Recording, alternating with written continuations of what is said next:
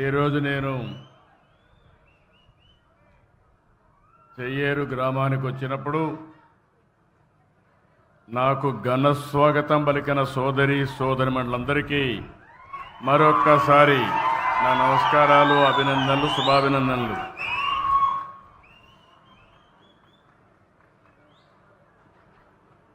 ఈరోజు 31వ తారీఖు మామూలుగా జరిగే పేదల సేవలో కార్యక్రమం ఒక రోజు ముందునే పెట్టుకున్నాం. నేను ఎప్పుడు కూడా ఒకటే ఆలోచించాను, ఈ ప్రభుత్వం పేదల కోసం పనిచేసే ప్రభుత్వం, నిరంతరం పేదలకు ఇబ్బంది లేకుండా చేయడానికి ఏమేం చేయాలనో అన్ని కార్యక్రమాలు చేస్తున్నాం. చరిత్రలో మొట్టమొదటిసారిగా మీరు చూస్తే ఇంత మునుపు ఉద్యోగస్తులకే జీతాలు వచ్చేటివి. ఈరోజు 64 లక్షల మందికి మొదటి తారీఖున, ఒకవేళ మొదటి తారీఖు హాలిడే అయితే ముందు రోజునే మీకు పింఛన్లు ఇచ్చే ఏకైక ప్రభుత్వం ప్రపంచంలోనే తెలుగుదేశం ఎన్డీఏ ప్రభుత్వం.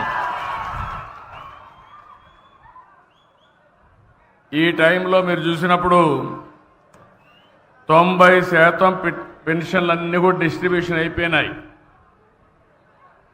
నేను టెక్నాలజీ పర్ఫెక్ట్గా ఉపయోగిస్తున్నా. ఎక్కడ కూడా ఒక వ్యక్తి, ఆ పెద్దమ్మ అయితే తెలుగుదేశం పార్టీ జెండా చూపించుకొని సంఘీభావాన్ని తెలియజేస్తా ఉందంటే అది వారికి ఈరోజు ఈ ప్రభుత్వంపై నుండే అభిమానం. 64 లక్షల్లో మీరు చూస్తే దగ్గర 48 లక్షలు ఇండ్ల దగ్గరనే ఇచ్చాం. హాస్పిటల్లో ఉంటే అక్కడికి వెళ్ళి 13,902 మందికి ఇప్పుడు పింఛన్లు ఇచ్చాం. కొంతమంది ఓల్డేజ్ హోముల్లో ఉంటే, వృద్ధాశ్రమంలో ఉంటే వారికి దగ్గర 18,946 ఇచ్చాం. కొంతమంది నరేగా ఇక్కడే పక్కనే, నేను ఇప్పుడే మరియమ్మకు, అదే మరిగా ఇంకొక ఆడబిడ్డకి నేనే పింఛన్లు అక్కడ తీసుకుపోయి ఇచ్చాను. అంటే పింఛన్కి ఇంటికి రమ్మనొచ్చు, కానీ రమ్మంటే ఒకరోజు కూలిపోతుంది కాబట్టి వాళ్ళ పింఛన్ నరేగా సైట్లో ఇస్తున్నామంటే అది ఈ ప్రభుత్వానికి ఉండే చిత్తశుద్ధి. మీరెక్కడుంటే అక్కడ ప్రభుత్వం వచ్చి పనిచేసే విధానానికి శ్రీకారం చుట్టాం. అందుకే ఈరోజు నేను చాలా సంతోషంగా ఉన్నా. పేదవాడికి సహాయం చేసినప్పుడు ఉండే సంతోషం ఏ పని చేసినా రాదు. ఈరోజు కూటమి ప్రభుత్వం వచ్చింది, సంవత్సరం అయింది, కానీ విని ఎరుగని విధంగా మీకు సహాయం చేశాం. మీరు ఈ విషయం గుర్తుపెట్టుకోవాల్సిన అవసరం ఉంది. నేను ఆ రోజు ఒక మాట చెప్పాను. ఆ రోజు నేను చెప్పింది, ఏప్రిల్ నుంచే పింఛన్లు పెంచుతాను, పింఛను ఏప్రిల్ నుంచి ఇస్తానని మాట నిలబెట్టుకున్న ప్రభుత్వం ఎన్డీఏ ప్రభుత్వం. ఇంకొక పక్క మీరు చూస్తే 12వ నెల 34,000 కోట్ల రూపాయలు పింఛన్ల రూపేణా పేదవాళ్ళకి ఇచ్చిన ఏకైక ప్రభుత్వం భారతదేశంలోనే కాదు, ప్రపంచంలో ఎక్కడా ఉండదు. అలాంటి ప్రభుత్వం ఈ ప్రభుత్వం అని చెప్పి కూడా నేను మీకు తెలియజేస్తున్నా. మనం చరిత్ర కూడా గుర్తుపెట్టుకోవాలి. పేదవాడి కోసం పింఛను పెట్టింది నందమూరి తారక రామారావు గారు 30 రూపాయలు. దాన్ని 75 రూపాయలు చేశాను. మళ్ళీ 200 రూపాయల నుంచి 5 ఏళ్లలో 2,000 రూపాయలంటే 10 రెట్లు పెంచిన ప్రభుత్వం ఈ ప్రభుత్వం. మళ్ళీ నేను అధికారంలోకి వస్తాను, 3,000 నుంచి ఒకేసారి 4,000 రూపాయలు పెంచిన ప్రభుత్వం ఈ ప్రభుత్వం అని చెప్పి నేను మీకు గుర్తు చేస్తున్నా. ఒక వృద్ధులకు వితంతువులకే కాదు, ఈరోజు మీరు చూస్తే దివ్యాంగులకి ఒకప్పుడు 5,500 ఉంటే 3,000 చేశాను. 3,000 నుంచి ఇప్పుడు మీరు చూస్తే 6,000 చేశాను. అంటే 500 నుంచి 6,000 రూపాయలు పెంచిన ఏకైక ప్రభుత్వం ఈ ఎన్డీఏ ప్రభుత్వాన్ని మరొక్కసారి విజ్ఞప్తి చేస్తున్నా. ఎవరన్నా డయాలిసిస్ వచ్చి కిడ్నీ ప్రాబ్లం ఉండి సమస్యలుంటే వాళ్ళకు 10,000 రూపాయలు ఇస్తున్నాం. కొంతమంది బెడ్కే పరిమితం అయిపోయి ఉంటే ఇంట్లో వాళ్ళు కూడా సేవలు చేయాలి కాబట్టి అలాంటి వాళ్లకు 15,000 రూపాయలు ఇచ్చే ఏకైక ప్రభుత్వం. అంటే 4,000, 6,000, 10,000, 15,000 ఇస్తున్నాం.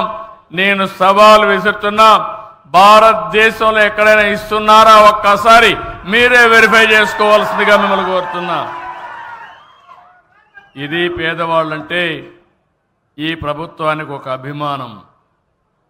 అందుకనే ఈరోజు మనం చూసినప్పుడు ఇలాంటి ప్రభుత్వం, ఇంకో పక్క మీరు చూసినప్పుడు నేను ఒకే మాట చెప్పాను.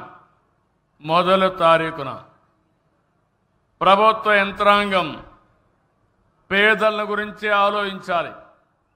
ప్రతి ఒక్కరూ గ్రామాలకు వెళ్ళాలి, పేదవాళ్ళని దర్శనం చేసుకోవాలి. ప్రజాప్రతినిధులు, ఎమ్మెల్యేలు, ఎంపీలు, అక్కడ స్థానిక సంస్థల్లో ఉండే నాయకులు అందరూ కూడా మీ దగ్గరకు వచ్చి మీకు ఆ పింఛనిచ్చే కార్యక్రమంలో భాగస్వాములైతే మీ కష్టాలు నేరుగా అర్థమవుతాయి, కష్టాలు తీర్చే మనస్తత్వం వస్తుంది. అందుకనే ఈరోజు రాష్ట్రం అంతా కూడా తెల్లవారితో నిద్ర లేస్తానే 6 గంటలకే మీ దర్శనం మా ఆఫీసర్లు, మా నాయకులు తీసుకున్నారంటే అదేని మేము చూపించే చొరవని మరొక్కసారి మీ అందరికీ విజ్ఞప్తి చేస్తున్నా. భవిష్యత్తులో కూడా ఒకటే హామీ ఇస్తున్నాను. ఈరోజు కష్టపడుతున్నాం, మేము కష్టపడేది మీకోసం కష్టపడుతున్నాం, పేదవాళ్ళ కోసం కష్టపడుతున్నాం. ఈ పేదవాళ్ళకి గవర్నమెంట్ ఇచ్చే పింఛన్లు ఇస్తానే ఉంటాం. అవసరమైతే భగవంతుడు కనికరిస్తే పెంచుతాం. అదే సమయంలో ఇంకో పక్క చేప ఇవ్వడమే కాదు, చేపను పట్టుకునే విధానం నేర్పిస్తా. మీ అందరికీ మీ ఆదాయాన్ని పెంచుతానని మరొక్కసారి హామీ ఇస్తున్నా. ఈరోజు మీరు చూస్తే ఇంత మునుపు ఒక నెల కానీ ఎవరైనా వచ్చి తీసుకోకపోతే వాళ్ళకు పింఛన్ ఇచ్చేవాళ్ళు కాదు, ఎగ్గొట్టేవాళ్ళు. ఎక్కడుంటే అక్కడ పింఛన్ ఇవ్వడం. రెండోది, ఒక నెల తీసుకోకపోతే 2వ నెల, 3 నెలలు, ఆ మారిగా 3 నెలల వరకు పింఛన్లు ఇచ్చే కార్యక్రమానికి శ్రీకారం చుట్టాం. ఇంకో పక్క మీరు చూస్తే ఎవరైనా ఆడబిడ్డలు, మీరంతా ఉన్నారు ఇక్కడ, భర్త చనిపోతే ఆటోమేటిక్గా భార్యకు పింఛనిచ్చే విధానానికి శ్రీకారం చుట్టాను. వీటన్నింటి వల్ల చాలా వరకు వెసులుబాటు వస్తూ ఉంది. 3 నెలలకు ఒకసారి ఇచ్చే పింఛన్లో అదనంగా 9,176 మందికి ఇచ్చాం.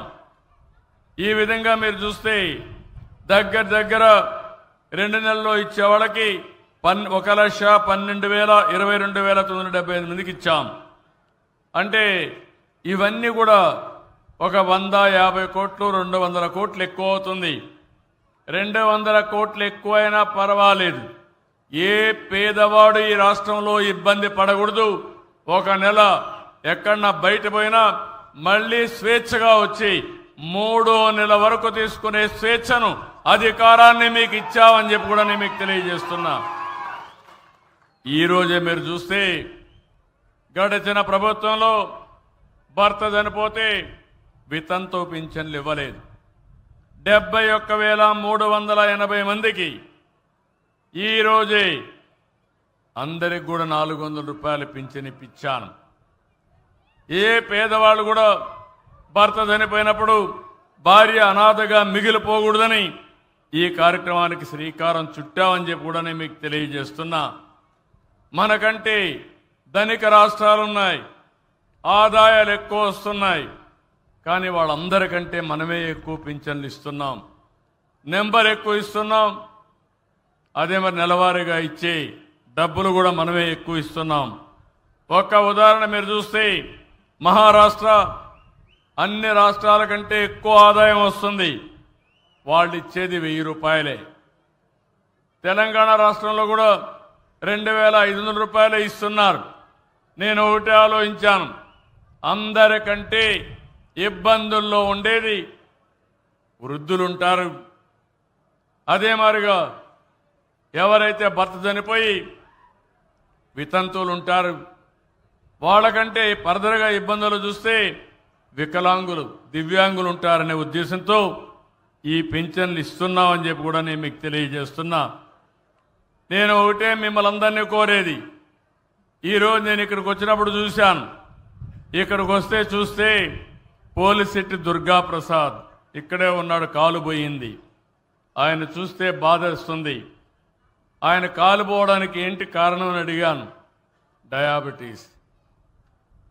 అంటే కోనసీమలో రైస్ ఎక్కువ పండుతుంది కాబట్టి మీరు రైసే తిని బియ్యమే తిని దానివల్ల డయాబెటీస్ వచ్చి తద్వారా ఒకసారి ఎక్కువ షుగర్ వచ్చేసిన తర్వాత సకాలానికి ట్రీట్మెంట్ చేసుకోకపోతే ఇలాంటి సమస్యలు వచ్చే పరిస్థితి వస్తూ ఉంది.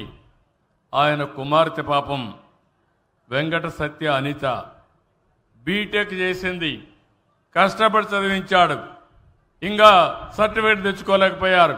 అందుకే నేను హామీ ఇస్తున్నా, ఆ అమ్మాయికి 1,50,000 రూపాయలు ఇచ్చి సర్టిఫికెట్లు ఇప్పించే బాధ్యత తీసుకుంటాం. పోలిశెట్టి దుర్గాప్రసాద్ కూడా ఈ నెల నుంచే పింఛన్ ఇస్తున్నాను, శాంక్షన్ చేస్తున్నానని చెప్పి కూడా నేను మీకు తెలియజేస్తున్నా. ఇంకో పక్కన శ్రీ సాయి లక్ష్మి చంద్ర బిఎస్సి కంప్యూటర్ చేసింది. ఈరోజు ఇవన్నీ చూసినప్పుడు మన రాష్ట్రంలో ఇంటి దగ్గరనే 5 లక్షల మంది వర్క్ ఫ్రమ్ హోమ్ పనిచేస్తున్నారు. చదువుకున్న వాళ్ళు వివిధ కంపెనీల్లో భారతదేశంలో కానీ ప్రపంచంలో కానీ దగ్గర 5 లక్షల మంది పనిచేస్తారు. దీని మీద శ్రద్ధ పెడుతున్నాను. వీళ్ళిద్దరికీ ఉపాధి కల్పించే బాధ్యత ఎవరైతే సాయి లక్ష్మి చంద్ర ఉందో ఆ అమ్మాయికి వర్క్ ఫ్రమ్ హోమ్ కానీ ఉద్యోగాలు ఇప్పించడానికి కూడా ఇప్పుడే కలెక్టర్కి ఆదేశాలు ఇచ్చా.